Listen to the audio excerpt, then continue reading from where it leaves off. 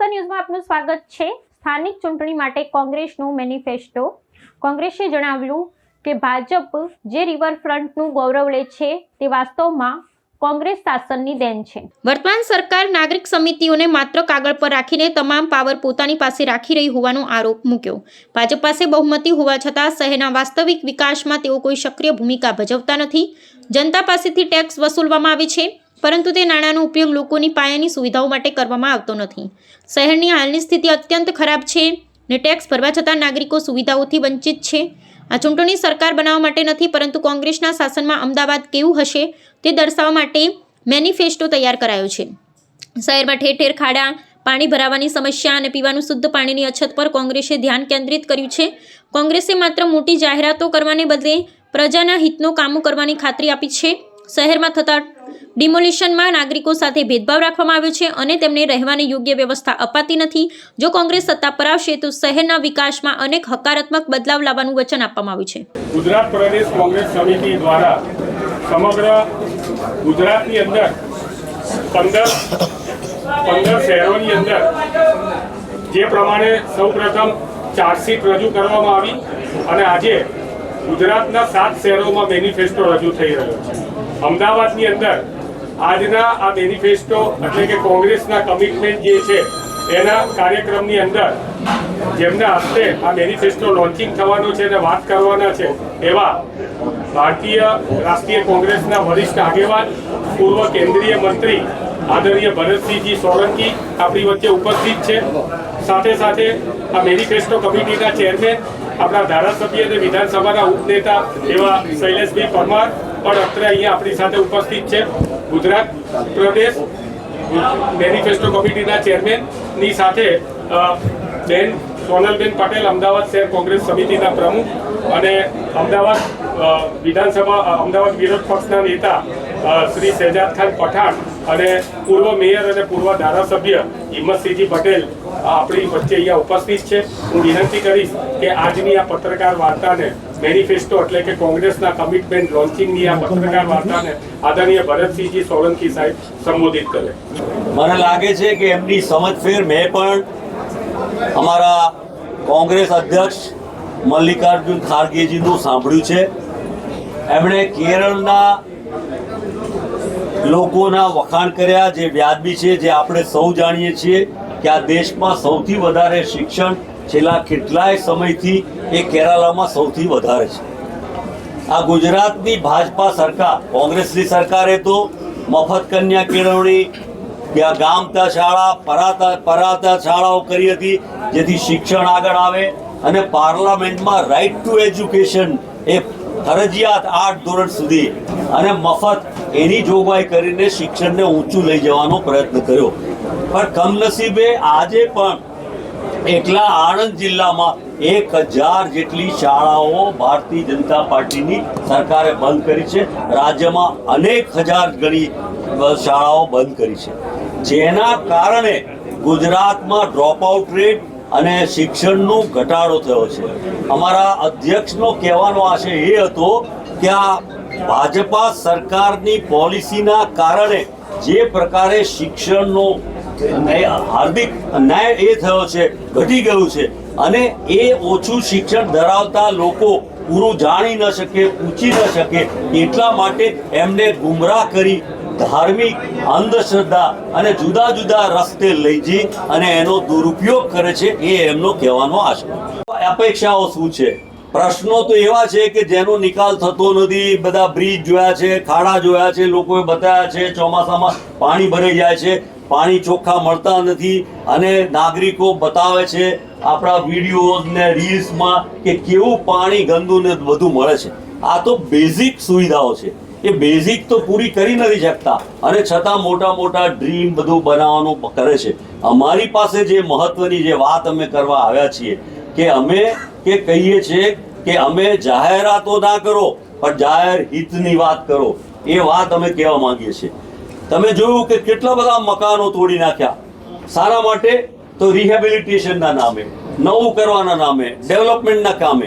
પણ તમારે નવું કરવામાં કોઈ તમને રોકટોક નથી, પણ જે લોકોને તમે ત્યાંથી ખસેડો છો ડિમોલિશન કરો છો એને વૈકલ્પિક વ્યવસ્થા દુનિયાના બધા જ દેશમાં આપવામાં આવે છે. એને બદલે અહીંયાના નાગરિકોને ભેદભાવ રાખીને એમની વચ્ચે એક પ્રકારના વાડા રાખીને જે કામ કરનારા લોકો છે એ મને લાગે છે કે વ્યાજબી નથી, લોકશાહી નથી. એ જેના માટે આપણે આ દેશને આઝાદ કર્યો એનાથી આ વિપરીત એ વિકસિત છે. અથવા તો એને માટેનું તો હ્યુમન ડેવલપમેન્ટ ઇન્ડેક્સ એની કેટલી ઊંચી છે એના પર એનો આધાર. અને એમાં પણ એનું સૌથી ઊંચું કયું કે જે દેશમાં એજ્યુકેશન 100% હોય અને એનો રેટ ઊંચો હોય, એમાં વધારે ભણેલા લોકો હોય તો સારું થઈ શકે. અને એટલા જ માટે અમે હાઈટેક સરકારી માધ્યમિક સ્કૂલો કોર્પોરેશન દ્વારા બનાવીશું. જે કરવાનું કામ આ ભારતીય જનતા પાર્ટીની સરકારે અર્બન એરિયામાં અને રૂરલ એરિયામાં બંનેમાં બંધ કરી દઈશું. એ અમે કોર્પોરેશનના બજેટમાં એ કામ કરીશું. સાબરમતી નદી તમે આગળ જઈને જુઓ તો તેના હાલ કેવા છે. રિવરફ્રન્ટમાં જઈએ તો સારું લાગે, જે કોંગ્રેસની દેન છે, પણ આગળ જાઓ તો પાછું સાવ ખલાસ થઈ ગયેલું. ત્યારે એ ખલાસ થઈ ગયેલા રિવરફ્રન્ટને સરખું કરવાનું કામ પણ કરવાનું. હમણાં 2 ગેમ આવવાની છે. એક કોમનવેલ્થ ગેમ માટેની તૈયારી શરૂ થઈ અને બીજી ભવિષ્યની ઓલિમ્પિકની. આપણે માટે ગૌરવની વાત છે કે ભલે ઓલિમ્પિક આવે, કોમનવેલ્થ ગેમ આવે, પણ એનું બજેટ એ ક્યાંથી ફળવાય? તો લોકોના ઉપયોગી કામોને બદલે એ બજેટને ડાયવર્ટ કરવાને બદલે કોંગ્રેસ પાર્ટી એ ઈચ્છે છે કે આ બજેટની જોગવાઈ કેન્દ્ર સરકાર તરફથી કરવામાં આવે અને મ્યુનિસિપલ કોર્પોરેશનના બજેટમાંથી એને માટે એ તરફ લઈ જવામાં ના આવે. ત્રીજી મહત્વની વાત એ છે કે તમે એર ક્વોલિટી ઇન્ડેક્સ કેવી રીતે સુધારશો. ઓલિમ્પિક રમતને માટે ગુજરાતનું લક્ષ્યાંક છે. એના ટ્રેનિંગ કેમ્પ, કોચિંગ કેમ્પ ને બધું અમે આપીશું. અને રોડ રસ્તાનું તો જાણો છો કે કેવા રોડ રસ્તા, જ્યાં જરૂર ના હોય ત્યાં રીકાર્પેટિંગ, રીસર્ફેસિંગ થયા કરે, અને જ્યાં ખાડા અને ખાધરા પડ્યા ત્યાં કરવામાં જ ના આવે.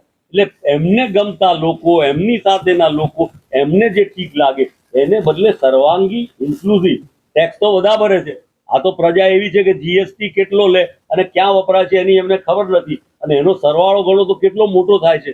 અને એ સરવાળાના પૈસા ક્યાં સાયફન થાય છે અને એ સાયફન થઈને કોનો જીડીપી વધે છે? તો કે ગુજરાતનો જીડીપી વધારે, પણ ગુજરાતનો નહીં, પણ અદાણી ને અંબાણીનો જીડીપી વધે છે, બીજાનો વધતો નથી. એ વાતમાં પણ આ કોર્પોરેશનના ટેક્સ સ્ટ્રક્ચરને પણ આપણે એ રીતે લેવાનું છે.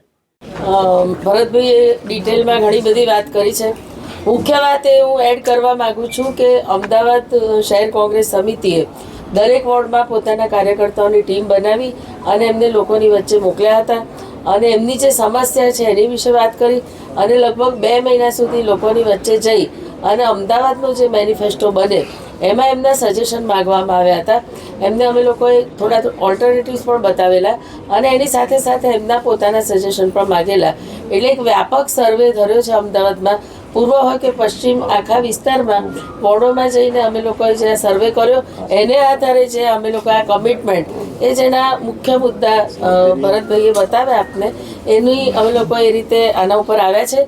અમારી જે ટીમ છે આખી એમણે પણ ખૂબ સઘન એનો અભ્યાસ કર્યો અને બીજી જગ્યાના પણ જે વાતો છે તે રિસર્ચ કરીને એના પરથી આ ડોક્યુમેન્ટ અમે બનાવ્યો છે.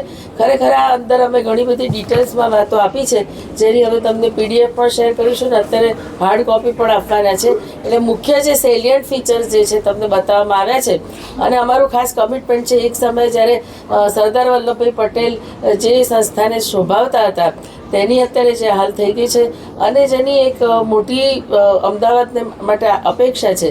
ગુજરાતમાં અર્બનાઇઝેશનનો રેટ લગભગ 46% છે અને એમાં પણ અમદાવાદ, સુરત, વડોદરા અને રાજકોટ એમાં 56% જેટલા લોકો વસે છે. અને જ્યારે શહેરમાં માઇગ્રેશન થાય છે ગુજરાતના જુદા જુદા જગ્યાએથી અને બહારથી પણ, ત્યારે લોકોની ખૂબ મોટી આશા અપેક્ષા હોય છે. ખાસ કરીને ઇન્ફ્રાસ્ટ્રક્ચર, આર્થિક જે એમને તક મળે તે, એની સાથે સાથે ભણતર અને સારું એમને હાઉસિંગ મળે, આ બધી આકર્ષાઈને એ લોકો અહીં આવતા હોય છે. ત્યારે જ્યારે આવે ત્યારે, અને ખાસ કરીને જે મધ્યમ વર્ગ છે અને ગરીબ વર્ગ છે, અમદાવાદ શહેરની કરોડરજ્જુ જેવો છે, એમાં એક પોઈન્ટ હું એડ કરવા માગું છું કે જે હોકર્સ છે તે લોકોની માટે પોલિસી બનાવવામાં આવી હતી ડૉક્ટર મનમોહનસિંહ સરકારના સમયે, અને એમાં નક્કી કરેલું હતું કે કોર્પોરેશન જે છે આખા આ હોકર્સનો સર્વે કરે અને એ લોકો માટે વેન્ડિંગ ઝોન બનાવવામાં આવે. તમે જુઓ છો કે થોડે સમય એ લોકોને હેરાન કરવામાં આવે છે. અમે જ્યારે સત્તા પર આવીએ તે વખતે આખા સમગ્ર અમદાવાદનો સર્વે કરવામાં આવશે અને ઇન્ફોર્મલ સેક્ટર જે અમદાવાદનું ખૂબ મોટું છે તે લોકોને કેવી રીતે સમાવી શકાય, કારણ કે લોકોને પણ એમાં વ્યાજબી ભાવે ઘણી બધી વસ્તુઓ મળતી હોય છે.